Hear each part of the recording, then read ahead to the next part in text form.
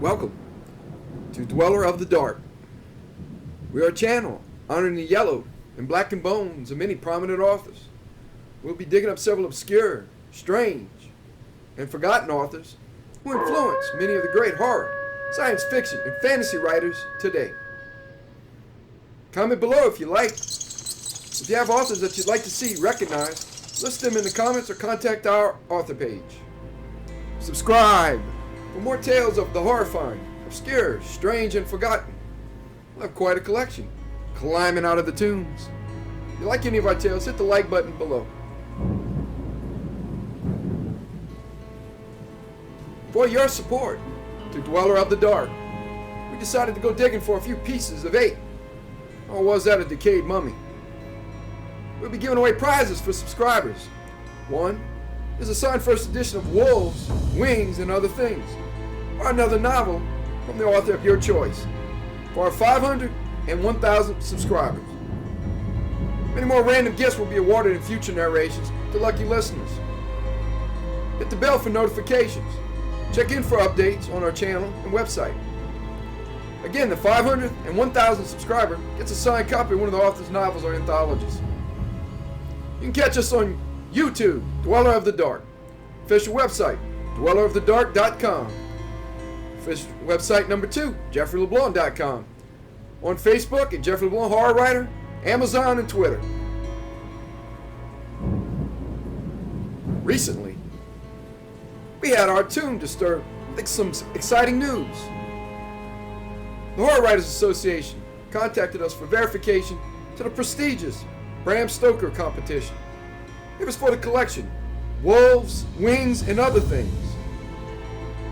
Needless to say, we'll have our claws crossed and break a wishbone or 3 for luck. We win a Stoker, most certainly. We'll howl at the moon.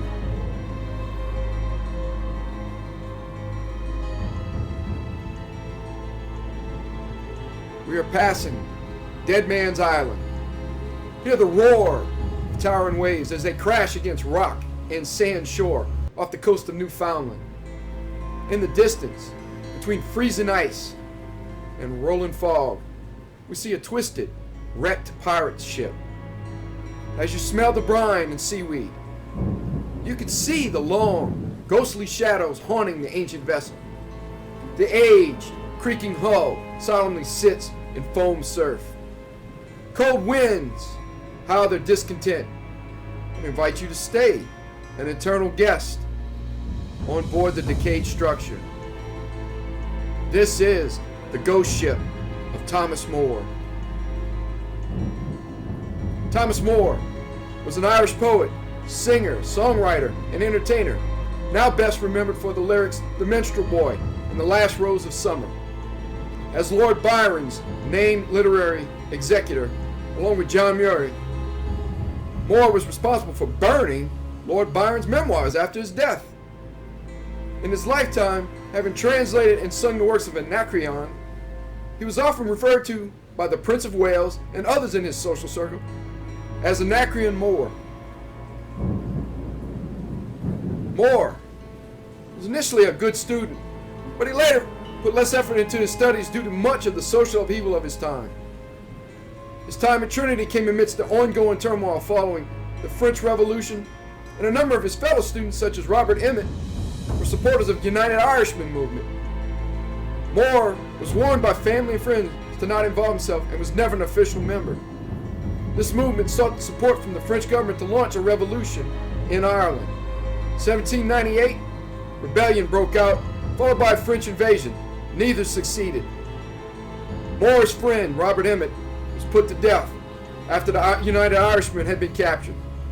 A heartfelt poem by Thomas Moore to the deceased Emmet so eloquently describes the spirit of sacrifice by the brave Irishman.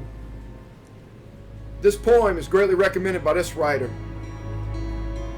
It can be said Thomas Moore didn't suffer criticism well. Criticized in Britain for his book, epistles, odes, and other poems, among other famous verses, Thomas Moore challenged the critic, Lord Francis Jeffrey, to a duel. They met at chalk form, but the duel was interrupted. With the arrival of authorities, both men were arrested. Reports that Moore's opponent had been given an empty pistol, continued to dog Moore and led to persistent mockery of him. Lord Byron derisively referred to Moore's leadless pistol and wrote, on examination, the balls of the pistols, like the courage of the combatants, were found to have evaporated. Moore, angered by Lord Byron's jest, sent a letter to Byron, basically for a fight. The letter hinted that unless the remarks were clarified, Moore was prepared to fight Byron. However, Lord Byron had left Britain to travel abroad, and the letter never reached him. Now, let us journey across haunted seas to Dead Man's Isle. Will this ghost ship commandeer new souls to sail for its eternal voyage?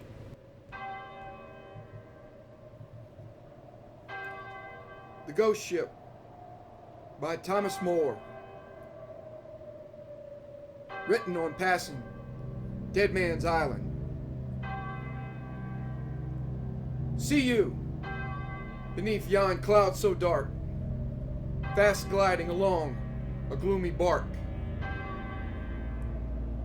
Her sails are full, though the wind is still, and there blows not a breath her sails to fill. Oh, what doth that vessel of darkness bear? The silent calm of the grave is there, save now and again a death knell rung, and the flap of the sails with night fog hung. There lieth the wreck on the dismal shore of cold and pitiless Labrador, where, under the moon, upon mounts of frost, full many a mariner's bones are tossed. Yon shadowy bark hath been to that wreck, and the dim blue fire that lights her deck doth play on as pale and livid a crew as ever yet drank the churchyard dew. To Dead Man's Isle in the eye of the blast, to Dead Man's Isle she speeds her fast. By skeleton shapes her sails are furled, and the hand that steers is not of this world. Oh, hurry thee on, ho, hurry thee on, thou terrible bark, ere the night be gone, nor let morning look on so foul a sight as would blanch forever her rosy light.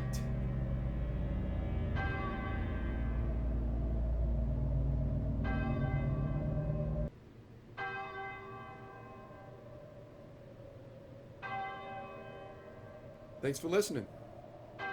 Have a good night.